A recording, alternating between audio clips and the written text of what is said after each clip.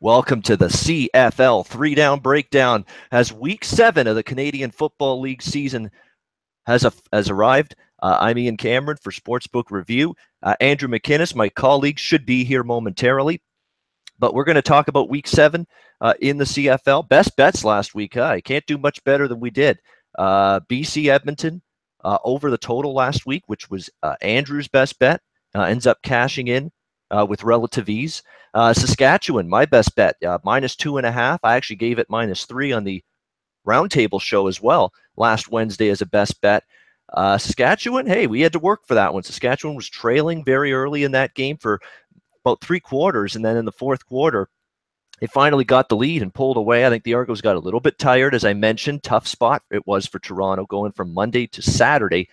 2 games in less than a week. It sort of caught up with them late in that game. Saskatchewan seemed to have a little more energy, made a few more plays on both sides of the football, on offense and on defense.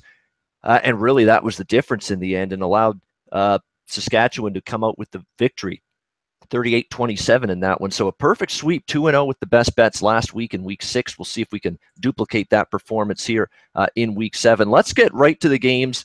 Again, we've got just a half-hour show, so we got no time to waste. Calgary, Toronto, Thursday, August 3rd. The first game for Week 7. We've got Calgary, a 4.5-point road favorite in this game with a total sitting at 54.5.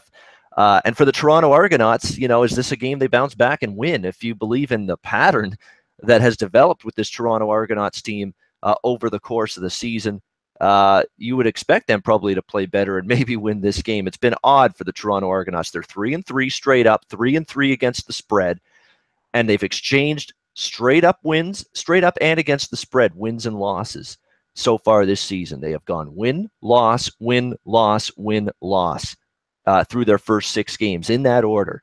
So it has been a team that's just completely not been able to get 2 straight wins, both straight up and against the spread. Now, if the pattern stays true to form, this might be a bet-on spot here for the Toronto Argonauts. But, you have to take into consideration you're playing the Calgary Stampeders. You're playing one of the absolute top teams here in the Canadian Football League. But the Calgary Stampeders are in their own little bit of a tricky spot. We talk about how tough it is for teams to play 2 games in less than a week. Toronto did that on Monday last week against Ottawa, had to go out west to Saskatchewan and play the Rough Riders on Saturday. And we saw them sort of run out of gas late in that game. Calgary's now playing a Saturday game and now playing a Thursday game here. So it's tough for them. But it's, compounded here by the fact that for the Toronto Argonauts, they're basically completing that same tough scheduling stretch that the Ottawa Redblacks recently had to go through, where they were playing 3 games in 11 days. I believe it's that exact same situation here for Toronto. Remember, Toronto played it at home against Ottawa last Monday.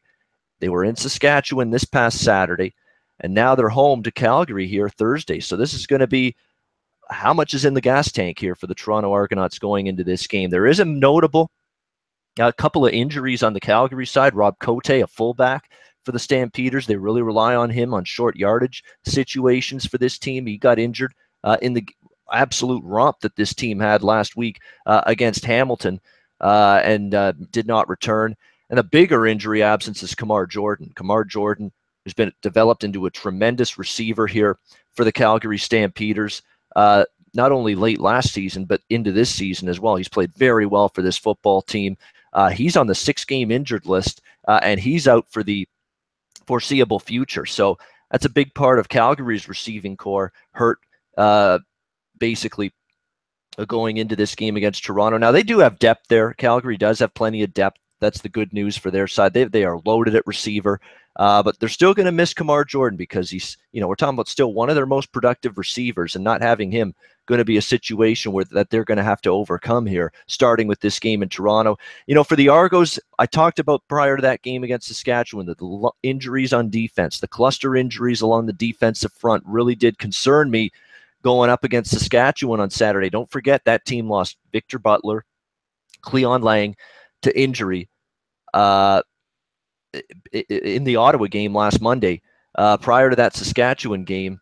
And it's basically a situation where I thought that was going to really hurt them on a short week traveling out west a depleted defensive line. And we saw Cameron Marshall for the Saskatchewan Roughriders run run the football with tremendous success against that depleted defensive front for the Toronto Argonauts. So the question now is, going into this game against Calgary, they're going to get any of that artillery back along the defensive front.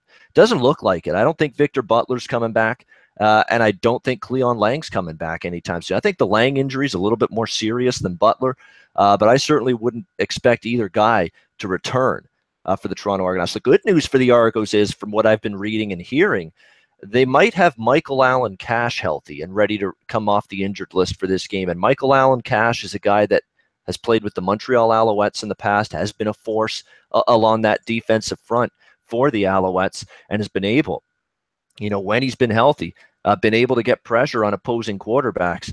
And the Toronto Argonauts are looking for any sort of help they can get along that defensive line to bolster that pass rush and bolster that interior of the defensive line. And if they can get Michael Allen Cash on the field for this game against the Calgary Stampeders, might bolster them and help them quite a bit. So that's something you're going to want to look for in pregame reports, beat writers reports, preview articles of this football game, is just basically the status of Michael Allen Cash specifically, because if they can get him on the field and healthy, I think that's going to go a long way to helping the Argos' cause here in this football game. Total sitting at 54.5, and it's one of those situations here where when I see a team in this kind of 3 games in 11 days spot, the Argos are on the back end of that spot like Ottawa was last Monday. Defenses really start to gas out and tire out in the second half of these games. So what I'm going to be looking at here is, rather than look at the 54.5 for the full game total, I'm going to maybe look for an in-game over, maybe a second half over in this game, because I could see a situation where, it's a short week, offenses come out of the gate a little bit sluggish here on this Thursday night game. Of course, Bo Mitchell now has no Kamar Jordan to operate with in the receiving core, which is going to hurt this team moving forward. You could see an offensive sluggish start to this game from both sides, maybe a little lower scoring, but I think the defenses on both sides could tire a little bit. Calgary's going from a Saturday to Thursday turnaround here. Toronto, a Monday to Saturday, now to a Thursday turnaround. Like I said, 3 games in 11 days. That's not going to be easy for them. 3 games in 10 days, actually. That's a real tough spot for the Argos. And usually when you see that, defenses are the first ones to feel that, exhaustion, feel that, we've been on the field for a lot of snaps than the offenses do. So I think you get a couple of tired defenses maybe in the second half. I would honestly look for an in-game over, a second half over in this game, rather than look at the full game total. But very interesting game. I mean, I think the Argos have a shot. The problem is you're going to need Calgary to not have their A game if you're going to have a chance to beat them right now. Potentially, could we see that? Yes. It's a tough game for me. But again, we'll see if the Argos can continue this pattern. Like I said, it's been 3-3 so far this season, straight up and against the spread. They've gone win, loss, win, loss, win, loss in that order. It tells you win if the pattern continues here. But I would lean slightly to the Argos as a home dog. They have responded well to adversity. I just don't like the 3 games in 10 days spot. I don't know if I'll even pull the trigger on an Argos wager here, but it's certainly the way I'd lean. It looks like Andrew's with us now. Andrew joining us here on the show. Andrew is going to give us his thoughts now. Calgary, Toronto, first game for week 7. Andrew, how are you? Good, Ian. Decided to take a little note out of your book and have a little outside right now. It's a beautiful day here. I thought I might as well just take it outside at the outside office. But as far as Calgary and Toronto go, all week I couldn't stop thinking about what you said on our show last week about the win-loss with the Argos. And, you could say that's kind of like just like a funny thing that you recognize, or you could say it's, actually a fact and it's something that's really kind of be true. Right now, just looking at this game, the matchup, I actually do lean towards Calgary. I just think that sometimes after coming off a huge win, I mean, we'll get to that later, but they absolutely stomped Hamilton. And I think sometimes when you come after a big game like that, you might think you're a little deflated and might not want to, have that much energy and try and stop a team again. But I just think this Argos team is a little bit old. I think Ricky Ray is kind of like showing a little bit age where quarterback, but what he's showing to us is that he kind of only has those couple targets he likes to make, those favorite plays. I think teams are starting to catch on to them. After now coming into, I believe, week 7, it's a little bit easier to read players, read quarterbacks, kind of get on their mindsets and figure out their tactics. And I think that's what's happening right now to the Toronto Argonauts. I actually do lean towards Calgary in this game. Like I said, the spot that Toronto's in is just, I think they're a little bit tired right now. And I think Calgary just puts up way too many points that Toronto will be capable of handling. All right, on we go to Friday. We've got a doubleheader. Winnipeg taking on Ottawa. Ottawa about a 2.5-point home favorite in this game.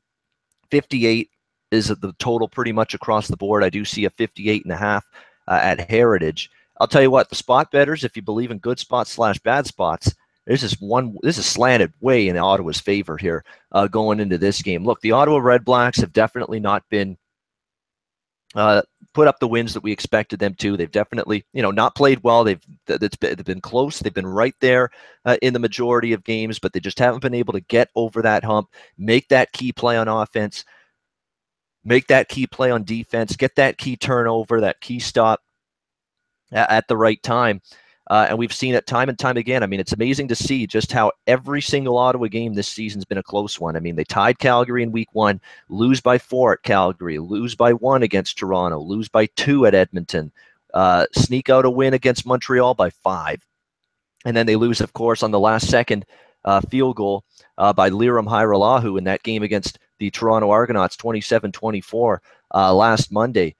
But you look at this team from a point spread perspective, Ottawa, they're actually 5-1 against the spread, despite the fact, that they are 1-4-1 straight up this season. So 5-1 against the spread, but 1-4-1 straight up. This team is better, clearly, than the record indicates here, than they've played. And you got to like the situation here, the scheduling situation, the spot. They're at home. They've been off now since last Monday. This is going to be from last Monday, which was what, July 26th or something? And now they're going to play Friday, August the 4th. Lots of time to rest, lots of time to practice, lots of time to sharpen up the game, get some injured guys back, and that I think is going to go a long way to helping Ottawa here in this game. It's a question of, do you want to lay points when Ottawa's played a lot of close games? But the spot is certainly in Ottawa's favor, and you can't like the spot here for the Winnipeg Blue Bombers, on the other hand. I mean, they absolutely stole a game that they really shouldn't have won last week at home against the Montreal Alouettes. It was I think it was more Montreal Alouettes meltdown, not being aggressive enough on defense. They just played way too passive, sat back, let Winnipeg just march down the field way too quickly on that first touchdown prior to the onside kick. That allowed the Bombers to start the comeback. And then, of course, once the onside kick was recovered, I'm like, look out now. It's just a snowball of momentum now that the Winnipeg Blue Bombers have. I said it right then and there. They're going to go down the field and win this football game. And that's exactly what they did on the very final play. Andrew Harris able to plunge into the end zone, get that incredible, unfathomable win for the Winnipeg Blue Bombers, coming back from 12 points down with a minute to go and winning that game 41-40. It was an insane football game, crazy plays left and right. There was one play where Montreal fumbled the ball. The Montreal player batted it back in bounds. Another Alouette player scoops it up and takes it down to the 1-yard line, almost scores. It was just an insane football game. Winnipeg came, just celebrating that game like they won a Grey Cup. This is a letdown spot written all over it here for the Winnipeg Blue Bombers. I could only look at the Ottawa side here in this particular game. We got a total here sitting at 58. And this Winnipeg Blue Bombers, don't be fooled by the fact they came back and won. This team's defense is a mess right now. That's 2 weeks in a row they've been shredded on the defensive side of the football. It was Travis Lulay 2 weeks ago in that wild game against BC that picked apart this defense. And it was Darian Durant and this Montreal offense that had been a moribund offense most of the season that moved the ball at will last week against Winnipeg. Bombers have defensive issues. They're going to need to get them fixed. Yeah, defensive issues is probably an understatement, Ian. I mean, this team relies on Matt Nichols to put up points for them. It's kind of getting comical for me to watch. I mean, I had a teaser on Winnipeg, and I also had a money line parlay. So, unlike a lot of people, I was pretty happy and ended up just having them win by 1. So it kind of worked out in my favor. But I mean, as far as tactical errors, I mean, you hit it spot on. It wasn't really a Winnipeg comeback. I mean, good for them for the couple trick plays and the onside kick, but I think it was a complete mental collapse by Montreal.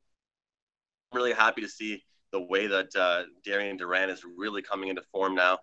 A little past a quarter way through this season, he looks exceptional. I mean, be kind of wondering what they were thinking. Obviously, I'm pretty happy that Kevin Glenn's doing well. But coming into this game, I just think Ottawa has a big advantage. Like you said, they had the long break. They had time. They're rested.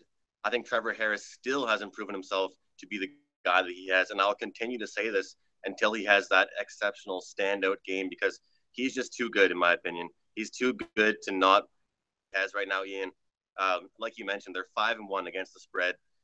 They've been covering. They've had close games. They had a tie in week 1 versus Calgary. This team has to prove themselves, and this just might be it. This game here against Winnipeg, like you said, it's a bad spot for Winnipeg, as they're coming off that game where they probably shouldn't have won. I'm excited right now, and I can guarantee that Ottawa is locked in right now. I really like Ottawa here. It's probably one of my stronger plays on the week. Just looking at the way they're coming into this game, I think that the momentum is fully really in their favor, even though Winnipeg had that good win in an exciting game. I just think that coming off some rest and Ottawa is only getting better as the weeks really go on.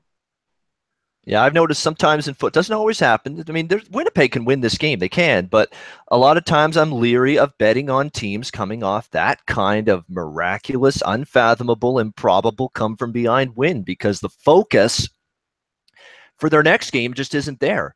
They've still got their heads wrapped around, wow, well, look at what you did. Look at how we came back and won that game. And when there's a lack of focus going into that next game, it usually shows up in turnovers, sloppy play, drop passes, penalties. Maybe we see that kind of performance from Winnipeg tomorrow night, Friday night. It wouldn't shock me in the least.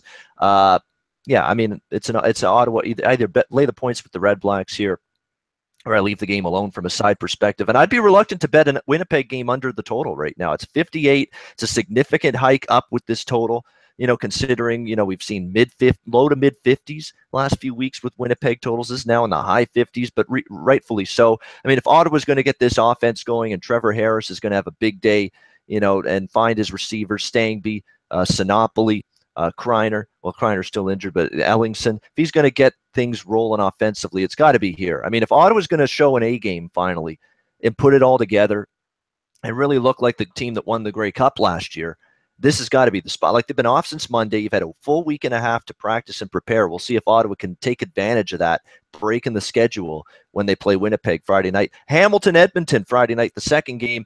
I'm going to be brief on this one. This is a total pass for me. I don't think I'll play this game either way. Edmonton's got injuries. That's a concern on both sides of the ball. Their receiving core depth is now going to be tested for sure. Thank God they've still got Zylstra, because he's the guy that's really gotten things done at the receiving position for the Edmonton Eskimos. But they've got some injuries now on both sides of the ball starting to pop up. They're a 14-point home favorite, 55.5 the total. If there's any shred of pride for this pathetic Hamilton Ticats team after a 60-1 embarrassment from the Calgary Stampeders, and then they show up hard, play as well as they can. But the problem is, they could play hard for 60 minutes and still lose by 17 or more points in this game. I mean, that is the state that Hamilton's in. They got injuries. They have not been good on the defensive side of the ball. They finally get a little beacon of light last week, and that light disappears into darkness just as quickly as it returned. They got Abdul Kanay back in the secondary. He gets injured in the very first quarter last week against Calgary, doesn't return, and now he may not return this season. And that was an all-star they picked up to try to shore up that secondary. And just like that, we may not see him play again this season for the Ticats. So it's just an absolute, that's their season in a nutshell. Nothing has gone right. Zach Collaros continues to decline. Now, early in the season, I blame the offensive line being piss poor, but he's starting to make some bad decisions. That's not good. A terrible pick six that really put Hamilton behind the 8 ball in the second quarter of that game. There was no rebounding from that. Just an embarrassment, pathetic loss for the Hamilton Ticats. Now they got to play out west again for the second week. They did stay in the Alberta province, so that no travel issues in terms of them flying back to Hamilton and having to fly out. Smart decision. Shouldn't be a big adjustment from a travel situation perspective. Second game on the road as it could be otherwise, but I trusted Hamilton with a little bet last week. I'm not doing that this week here, even at plus 14. You're getting an even bigger number against an Edmonton team that I just don't think is quite as good as Calgary, even though they are undefeated. Give them credit for it, especially with the injuries mounting. But yeah, it's a clear pass for me. I don't want to lay this many points with Edmonton. They may take their foot off the gas here against Hamilton, but at the same point in time, I don't even think if Hamilton plays as hard as they can, that they may even be good enough to hang within 2 touchdowns. So it's a game I'm staying away from. Andrew, what do you think about Ticats Eskies? Yeah, I'm pretty much at this point, Ian, where it's either going to be Edmonton or nothing for me.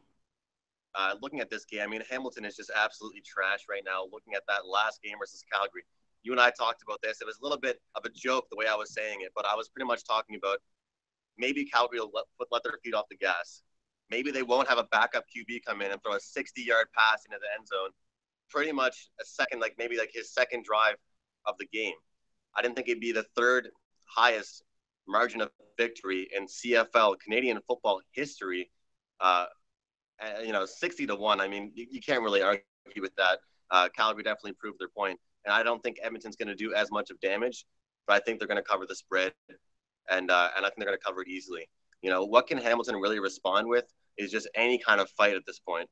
I'm really curious to see what their team total is going to be this week, and it's almost laughable.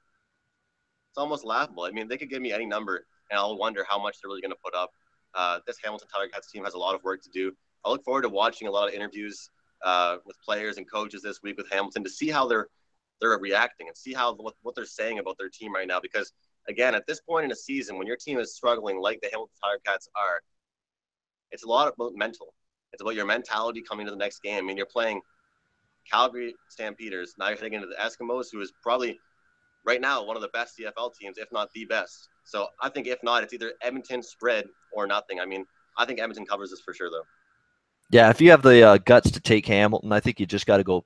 Just close your eyes, hold your nose, and take the money line. Don't even bother with the plus points. They're probably either going to get blown out or they shock the world and win. I think that's probably what ends up. I don't think there's a middle ground. I think if Edmonton wins, they probably romp, and if Hamilton wins, they stun them at the last second with a walk-off win or something like that, game-winning field goal in the final seconds. But we'll see. It's interesting. We'll see how much fire is in the belly of this Hamilton Ticats team after that complete onslaught that they suffered at the hands of Calgary on Saturday. Last game to wrap up Week 7, Saskatchewan at BC. Saskatchewan 5.5 or BC 5.5-point home favorite. Total of 56 in this game. Look, I can't back Saskatchewan on the road, and I had Saskatchewan last week against Toronto.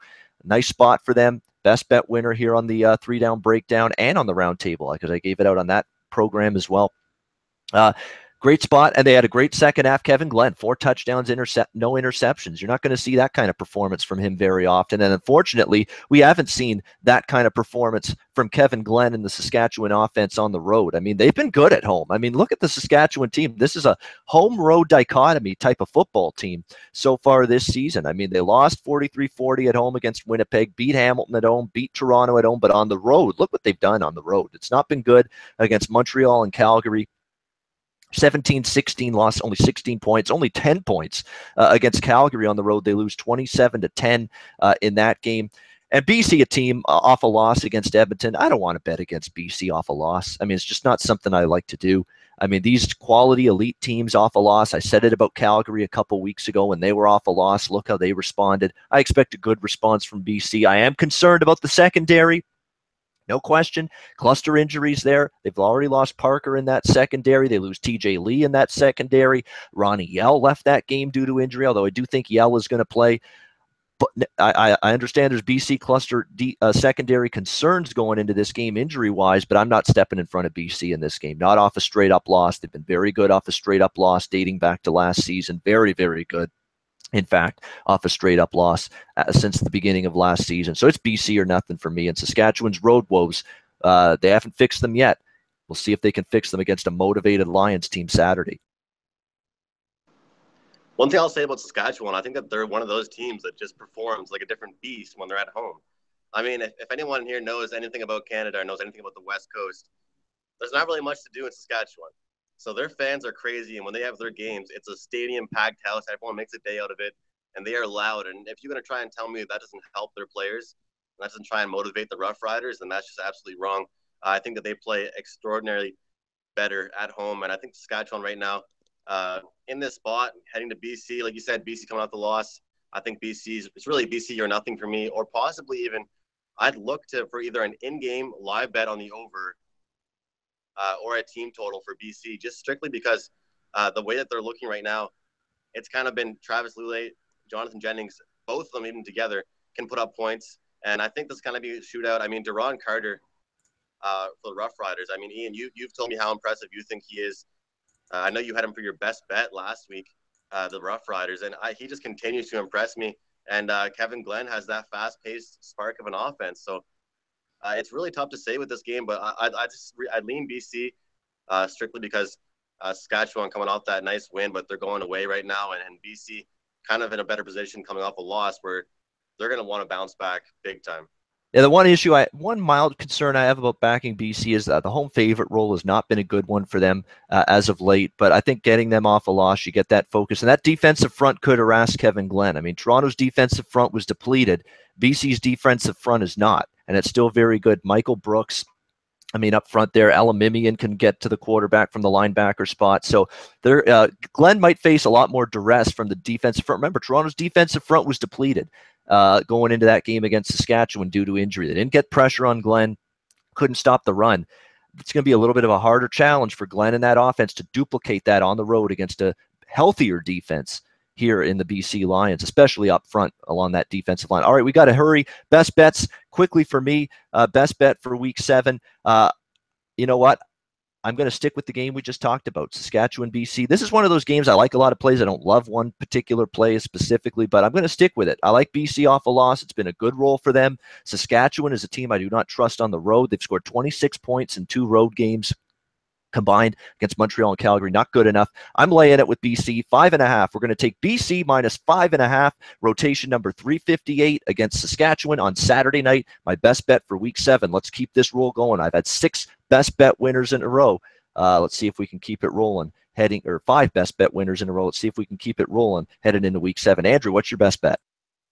My best bet, I'm looking for the Ottawa Red Blacks minus 2.5 versus the Winnipeg Blue Bombers. I believe they're in a better spot right now. They're well rested.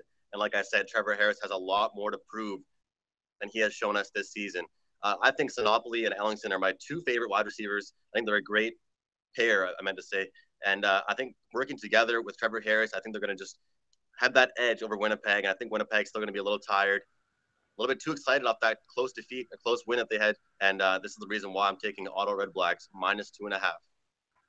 I agree. I like that one. All right, so BC minus 5.5 for me. Ottawa minus 2.5 for Andrew. Best bets for week 7. That'll do it for the 3-down breakdown. Right side of campus, Jeff, Big Man Nadu, and Donnie right side coming up. And I'll see all of you down there at the IFBC this weekend in Costa Rica. Can't wait for it. Until next Tuesday, when we take a look at week 8, for Andrew McInnes, I'm Ian Cameron for the CFL 3-down breakdown. Enjoy week 7 action and good luck.